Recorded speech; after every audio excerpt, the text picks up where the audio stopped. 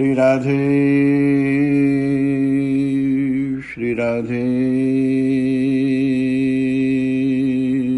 श्री राधे।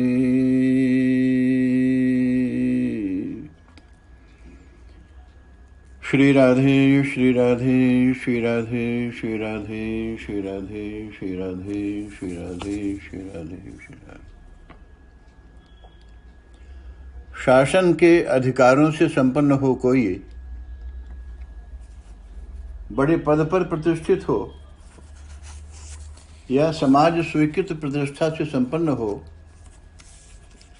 भौतिक संपदा से भरा हो, कोई अंतर नहीं पड़ता।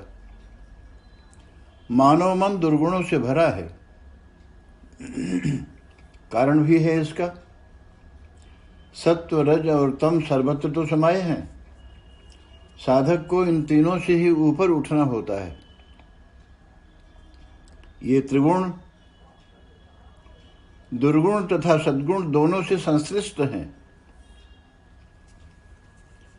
समस्त चराचरात्मक जगत इनसे अभिभूत है। अधिकार, शक्ति, समृद्धि,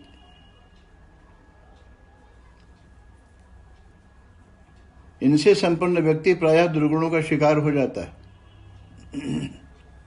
इन दुर्गुणों पर पर्दा डालने की कला में वह प्रवीण भी होता है। विद्वान, कवि, कलाकार उसी का यशोगान कर अपने को गौरवान्वित मानते हैं। इतिहासकार उसी के गुणों का बखान करता है। उर्वर मनुष्य चेतना उसी के घेरे में ऊँघ जाती है। प्रखर प्रतिभा पराभूत हो जाती है। इसी प्रकार समग्र दुर्गुण गगनोन्नत प्रासादों के पलने में पलते रहते हैं। कौन कहे उनकी भला, किसे साहस है उन विकृत शक्तियों से टकराने का। आवश्यकता भी क्या है, बस इन्हीं बहानों में व्यक्ति के सद्गुण दम तोड़ते रहते हैं। प्रायः सद्गुणों की पराजय होती दिखाई देती है, या यूं कहा जा सकता है कि पराजय में ही सद्गुण जिया करते हैं। पराजय की स्वीकृति भी साधना है, उपलब्धि है। विजय या पराजय की भावना व्यक्ति के अहम से संबद्ध है। विजय में अहम बढ़ता है, पराजय में वह छोटा हो जाता है। विजेता अहम के शिखर पर पहुंचता है तो ही विजेता गिरता है, टूटता है, बिखरता है। पराजय नहीं, पराजय की स्वीकृति चाहिए। पराजय की स्वीकृति में सद्गुण जीते हैं। मानव मन शांति के सरोवर में समा जाता है।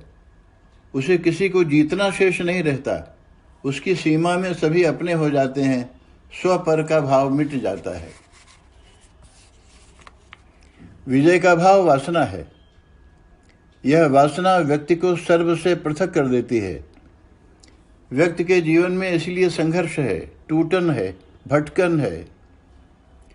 युद्ध के बीच अर्जुन ने ठीक ही तो कहा था, कृष्ण क्यों युद्ध के लिए प्रेरित करते हो मुझे, क्यों पैदा करते हो विजय की वासना।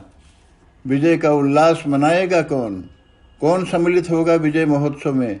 सभी तो अपना प्राण दांव पर लगाए दिखाई देते हैं। नहीं चाहिए मुझे ऐसी विनाशक विजय का तोहफा। मैं अपना जीवन भिक्षा मांगकर बिता लूंगा। विजिगीषु अहम द्वारा संचालित है। अहम शत्रु है उसका, परंतु अभागा पहचानता नहीं। इस शत्रु द्वारा पराजित व्यक्ति ही विजय पाना चाहता है। अतः विजिगीषु पराजित है अहम से। लड़ता अहम है, अहम ही जीतता है। विजय तो अहम के हाथों पराजय है। विश्व विजय की वासना को लेकर बढ़ने वाला सिकंदर पराजित व्यक्ति है। मरण शैया पर पड़ा है, उसे चैन नहीं, लगता है कुछ छूट गया है। वह सेनापति को कहता है, तैयार करो अपनी सेना, देखो कौन सी दुनिया है जो मैं नहीं जीत सका हूं। विजिगीषु नए संसार की रचना करना चाहता है, तोड़ने के लिए। तोड़ना जरूरी है, भले ही इसके लिए कुछ नया बनाना पड़े। सारा जीत लेने के बाद भी सिकंदर में खालीपन क्यों है? अपनी नज़र में वह सबसे दुखी है, दीन है।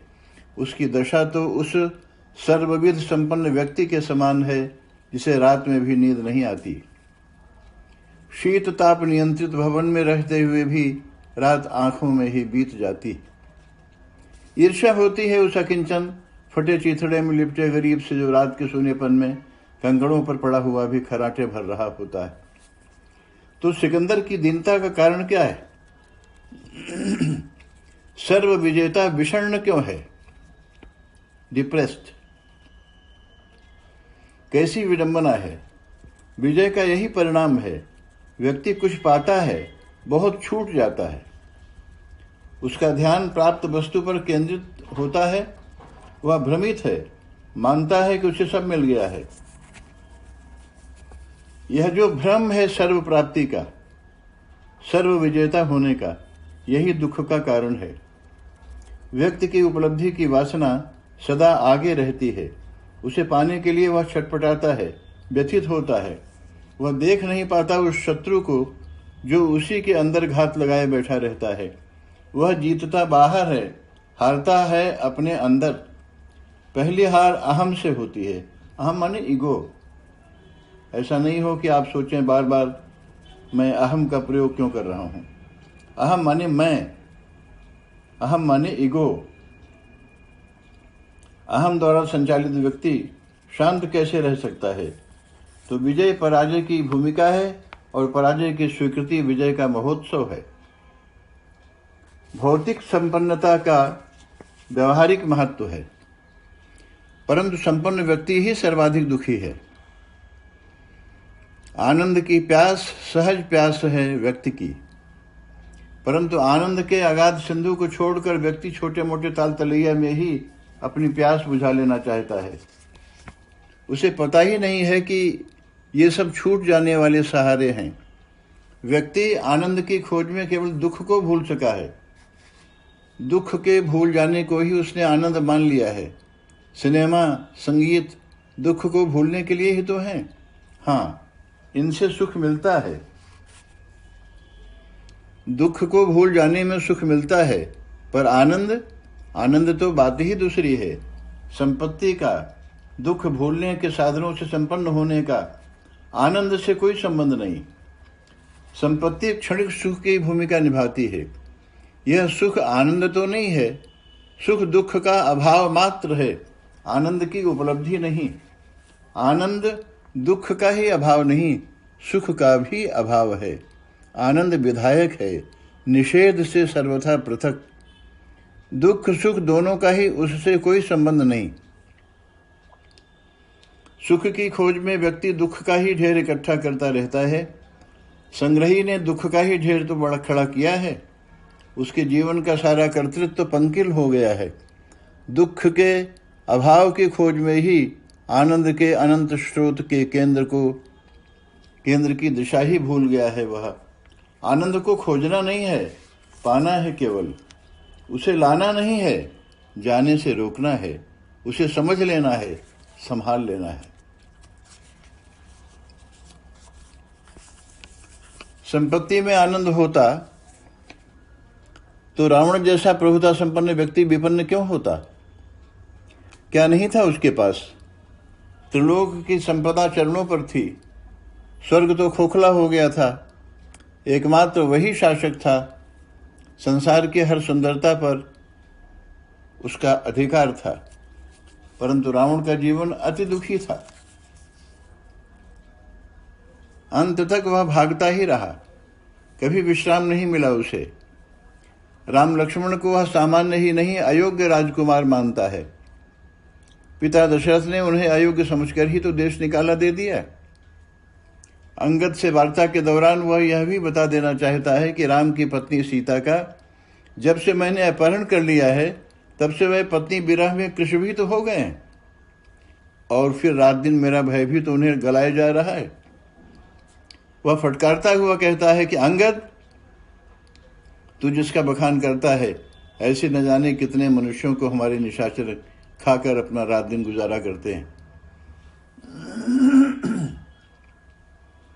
रावण यदि सचमुच ही राम लक्ष्मण को साधारण मनुष्य समझता तो उसे इनसे डरना नहीं चाहिए था, परंतु साहस का पर्दाफाश उस समय होता है जब वह कुपथ्याचरण में प्रवृत्त होता है। सीताहरण के समय कैसी दशा है? गोस्वामी तुलसीदास की दृष्टि में उस समय की रावण की मनस्थिति श्वान के समान है, जिसका नाम सुनते ही देवता दानवों की नींद हराम हो जाती है। जो अपने को सर्वप्रभुत्व संपन्न मानता है वह रावण भयभीत है, कुत्ते की तरह इधर उधर झांकता हुआ चल रहा है। कुपथ्य का आचरण करने वाले व्यक्ति का यही इतिहास है, चाहे वह कितना ही शक्ति समृद्धि संपन्न क्यों न हो। रावण के समक्ष कोई बाहरी संकट नहीं है, वह अपनी ही वासना की ज्वाला में झुलस रहा है। उसकी शक्ति समृद्धि दीन दुखियों के संरक्षण में नहीं, उनके जीवन के साधनों को छीन लेने में है। रावण की संपन्नता में कोटि कोटि प्राणों की विपन्नता झांक रही है। उसका अहम इतना प्रबल है कि वह पराजित मैदान से भागे हुए देवताओं को भी जीवित नहीं देखना चाहता। क्षमा करना उसके स्वभाव में नहीं है। उसकी योजना है कि किसी प्रकार देवताओं की हत्या कर दी जाए या उन्हें सर्वथा दास बना लिया जाए।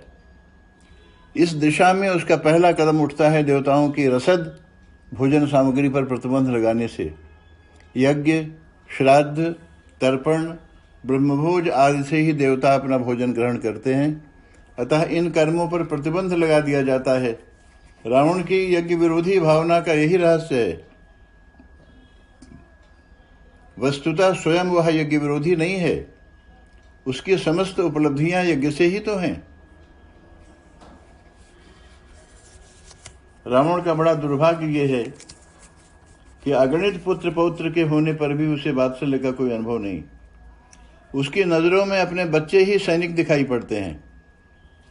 पिता पुत्र के बीच सेनापति और सैनिक का संबंध स्थापित हो जाता है। इससे बड़ा दुर्भाग्य क्या हो सकता है व्यक्ति का कि उसे अपनी संतान ही सैनिक दिखाई पड़ने लगे और परिवार एक छावनी बनकर खड़ा हो जाए। ऐसी सेना समाज का कोई भला नहीं करती। रावण का युद्धोन्माद विजय के लिए अभियान केवल दीन दुखियों के विनाश के लिए होता है। सभी उसकी शक्ति का लोहा मानते हैं, फिर भी उसे संतोष नहीं। वह दूसरों की लाश पर जीना चाहता है, उसे केवल स्वयं के जीवन पर विश्वास है। उसका अभियान इतना भीषण है कि उसके चलने पर पृथ्वी कांप उठती है। उसके अभियान की सूचना मात्र से देवता भाग कर गिर कंदराओं की शरण लेते हैं। दिक्पालों के भव्य निवास उसे सोने मिलते हैं। रावण अभी भी संतुष्ट नहीं है। वो बार बार देवताओं को युद्ध के लिए ललकारता है। ताकत के नशे में गर्जना करता हुआ देवताओं को गालियां देता है। सूर्य, चंद्र, पवन, वरुण आदि देव शक्तियां तक रावण की दासता स्वीकार कर लेती हैं। भौतिक ताकत के नशे में वह जिन शंकर की कृपा से अपूर्व वैभव का भोग करता है, उन्हें भी ललकार देता है। शंकर के निवास कैलाश को उठाकर प्रकारांतर से वह यही सूचित करता है कि वह शंकर सहित कैलाश को उठाकर फेंक सकता है। क्या रावण के इस आचरण में शंकर पर विजय मान लिया जाए?